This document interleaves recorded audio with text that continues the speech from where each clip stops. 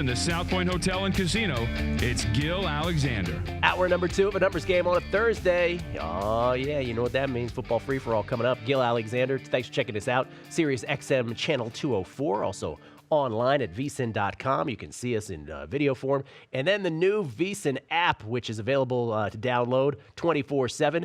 The vsin store available through the vsin app. It's on the website, yes, but if you just go to the app, you also have access to the new vsin store, vsin.com/store on the website, but the app has that option as well, open 24/7.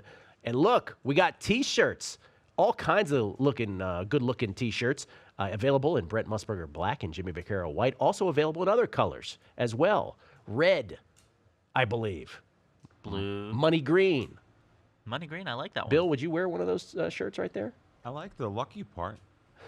The lucky part? You wouldn't wear a big shirt with a -6.5 on the front? Probably not. Probably not. I mean, nothing to. I like the other. I like the VSiN City part. I'm with you. I'm with you. Because then people think I'm betting something -6.5. It's different for me. Right. But they're going to ask you questions. They're going to say, "Who you betting on at -6.5? Why didn't you? 100%. Why didn't you get a better line than that?" Right. Yeah. Right. So You square. Why didn't you get -6? They're going to Yeah. start saying things like that. Correct. You know what we need? Yeah. We need the Bill Krackomberger store. Look at that shirt he's wearing. Yeah. That's a my fantastic Vegas shirt. tour shirt. Good morning. I'm jealous. I really am. Yeah, I get asked less questions when I wear the Vegas shirt. They think I'm from out of town. They don't. Yeah. Tourist. Yeah. That is, ladies and gentlemen, for those who don't know, the great Bill Krackomberger, Crackman, professional bettor here, known all about town, the iconic Bill Krackomberger. When you see, you see a silhouette of you, they know it's you coming. Yeah, I guess the hat, the Kangol hat, and then being slightly overweight. Mm-hmm. Slightly. You get that one in there. No, you look good. Come on, you look good. Yeah. Kangol, LL Cool J has nothing on you with the Kangol. I love him. Yes. Good guy. Actually, a good guy. Met him a couple times. Mm-hmm. Really good guy. Yeah.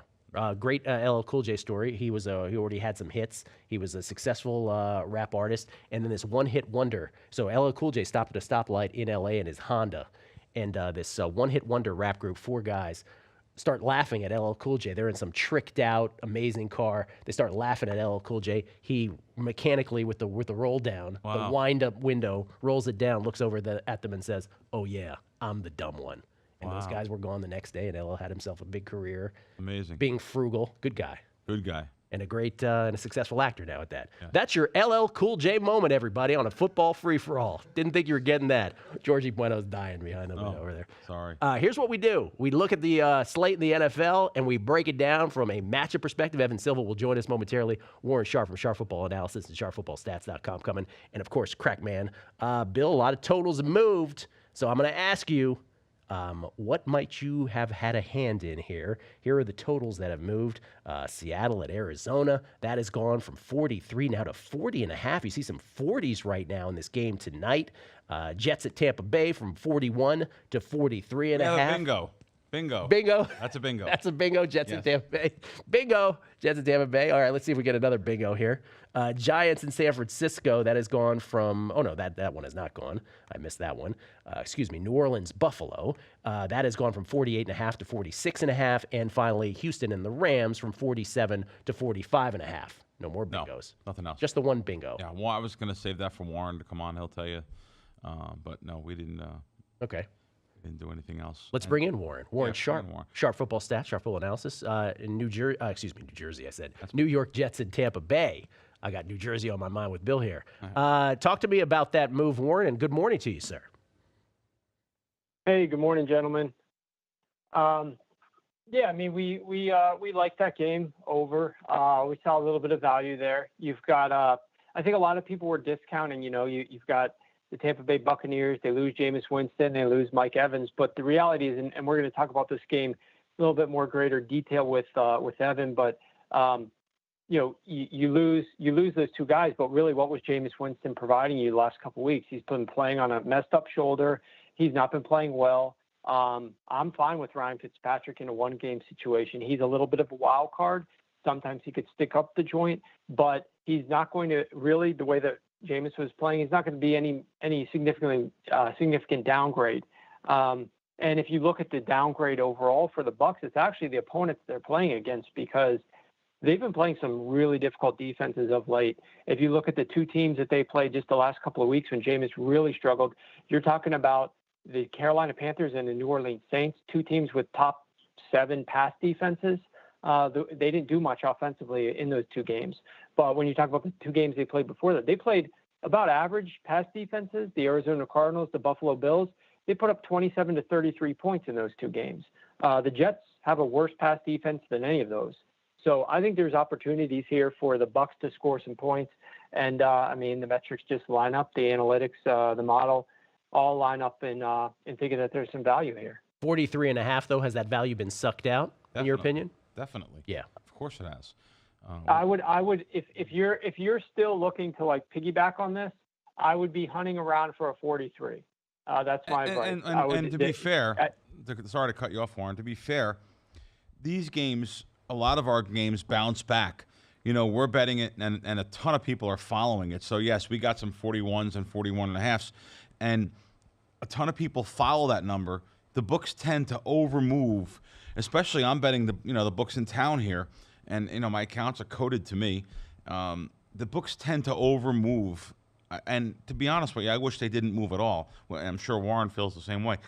We actually wish they didn't move at all, but that's just the nature of the beast.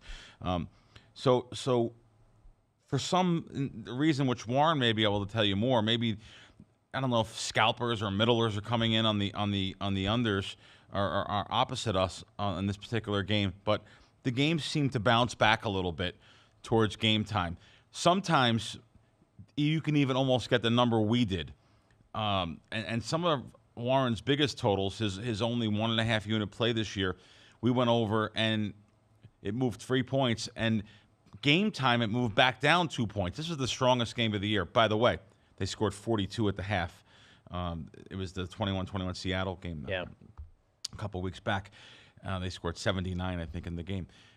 So you could it just happens on almost every game. I would wait for that game and to bet it more towards game time. You can actually, a lot of these games bounce back, and we're not the only ones that do this. By the way, we're not the only sports betting syndicate group out there. There are others. I think we're the best NFL total one, I believe. But this is a great point, and oftentimes, and I make this point specifically about football free-for-all and a numbers game, and all that we do here at VSiN is that sometimes while we're breaking down these games, the best nuggets are what is in between the cracks, and this is what you're bringing up right here, no pun intended with the cracks there, but what you're bringing up there, we have talked about once before, but I think it's worth noting. Dr. Bob, who moves to this day, moves college football markets in a way that nobody else does. He will say the exact same thing you do. He goes, you know what, if you didn't get it when I got it, just wait. It'll probably come back. It's the same sort of thing. Whenever there's someone who has influence, whether it's a syndicate or someone who has a lot of people that bet with them, whatever it is, oftentimes that number will come back. So if you're still wanting to get in on that, Bill's advice is great. Just wait. It might come back. When you have a Dr. Bob or you have a Warren Sharp, and there's another also big group that moves college basketball totals out there. These are all groups that are, like I said, they're syndicate groups that have a lot of followers. So you have these groups. They're overbetting the lines. There's also some professional bettors, and really you almost cannot call yourself a professional unless you're betting in a auto bot program, a program that's it's known in the business as a bot. It's a robot program that's an auto better, and it also bets a ton of places at one time. You press one button and you can hit many, many different outs at one time. So a lot of these groups are being hit by these Autobot syndicates, and there's some in particular that don't even have much risk on the game. So they'll bet one way and come back towards game time or when the peak of the market is hit the other way, and they'll come back the other way. They'll actually bet over 41, under 44. And we don't do that. We can't even get enough money down on the right side. So, but it is a profitable method. It's how I started back in the 90s. I started by middling and scalping games. I started out, with a very small bankroll and built my bankroll. You did that well before bots were around. Oh yeah. No, I did. I started before there was the internet. I started in the early 90s. So anyway, that's something that happens now. So towards game time, those scalpers and middlers that are coming back the other way help the originator to actually maybe rebet the game. There's been times Warren said, hey, this might be worth a rebet for you out there in Vegas. Bots, a reality of the business for many years now. It is just part of the game. Bill Krackomberger, Warren Sharp, and we'll bring in Evan Silva, matchup man from Rotoworld, senior writer. We'll go through some games on the Week 10 slate and get all different angles on it. And in that, isolate some betting value. It is the football free-for-all right here on a numbers game at the Vegas Stats and Information Network.